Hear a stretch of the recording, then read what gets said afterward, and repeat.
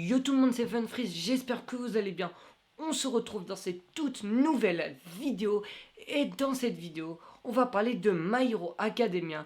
Donc, j'espère que le fond vert rend bien, voilà. Donc, dites-moi en commentaire si là la vidéo est beaucoup plus attirante. Sur ce, je vous explique tout sur My Hero Academia juste après l'introduction. C'est parti!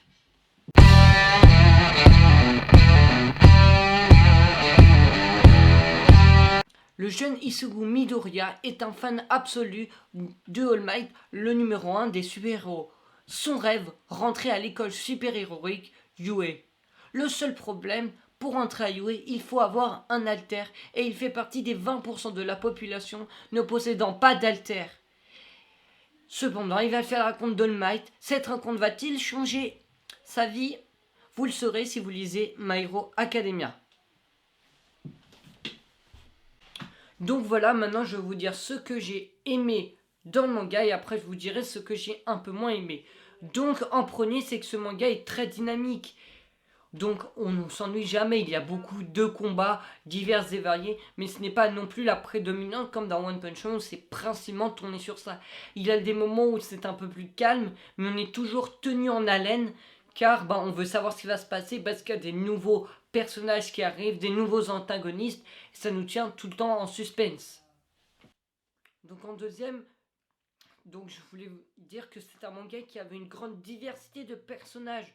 On peut passer d'un personnage comme Isugu, un personnage assez attachant, à Bakugo, un personnage qui est totalement violent, à Atenia, le délégué de classe, le personnage le plus sérieux, à Mimeta, un gros pervers dégueulasse. Donc, je trouve ça bien d'avoir une si grande diversité de personnages et qui soient aussi bien développés. Alors oui, pour une fois, le personnage n'est pas con. Je m'explique. Dans la plupart des mangas, on voit des personnages pas forcément très intelligents. Donc, pour donner comme exemple, on pourrait dire Luffy, Luffy, Saitama.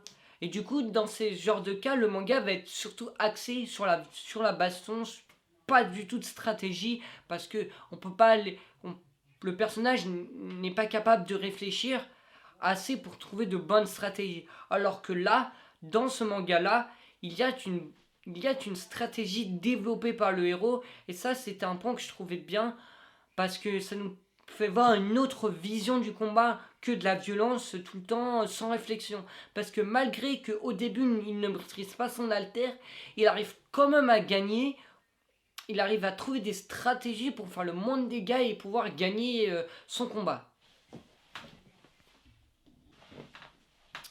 Donc voilà, il y a assez peu de choses que j'ai trouvé moins bien dans ce manga, mais j'en ai réussi à en réunir quelques-uns. Donc en premier, je voulais dire que le personnage, il est censé avoir du mal à maîtriser son alter, avoir du mal encore à faire tout ça, mais on le voit quand même comme il arrive quand même à battre des super vilains, voilà, qui ont un alter depuis qu'ils sont nés. Donc ok, il est très intelligent, mais quand même, ça devrait pas coller. Enfin, on peut pas. Le deuxième point que je n'ai pas trop aimé dans My Hero Academia, c'est un des noms des personnages. On l'appelle le tueur de héros, Stain. Mais moi, je me suis demandé, mais pourquoi ils ont mis le même nom que le tueur de héros dans One Punch Man? Parce que dans One Punch Man, ça a été créé avant, donc moi, je pense que c'est un plagiat et je me dis, mais j'aurais aimé un autre nom, un truc qui change, pas toujours les mêmes noms, pas toujours les mêmes choses. Donc voilà, c'est la fin de cette vidéo. J'espère qu'elle vous a plu. Dites-moi si la qualité d'image, de son, de... Voilà, vous trouvez ça bien. J'ai essayé un peu de changer de technique, utiliser mon fond vert, utiliser mon appareil photo et mon micro canon dessus pour essayer de changer un peu parce que je me suis rendu compte qu'en fait filmer avec ma webcam ou mon téléphone, enfin voilà, parce que j'ai essayé un autre système, c'était pas forcément très qualitatif. Donc voilà, j'ai essayé de changer pour que ça puisse vous plaire. Voilà, dites-moi aussi, j'avais une petite question, donc voilà, dites-moi, est-ce que ça vous plairait que je fasse pas forcément, enfin je sais pas si on peut appeler ça des tutoriels, mais des vidéos explicatives pour vous montrer des techniques de cinéma, parce que voilà, en ce moment j'apprends ça en cours et je pense que ça pourrait pourrait en aider plus d'un pour réussir leur court métrage, pour pouvoir réaliser de belles vidéos avec une meilleure qualité, pas forcément avec de gros budgets. Donc voilà, j'ai aimé faire cette vidéo, je pense que vous avez aimé la regarder, que ça vous a beaucoup permis de savoir si My Hero Academia vous a plu. Donc sur ce, vous mettez un pouce bleu, vous vous abonnez, vous commentez, vous répondez à mon sondage. Sur ce, restez fun. Salut!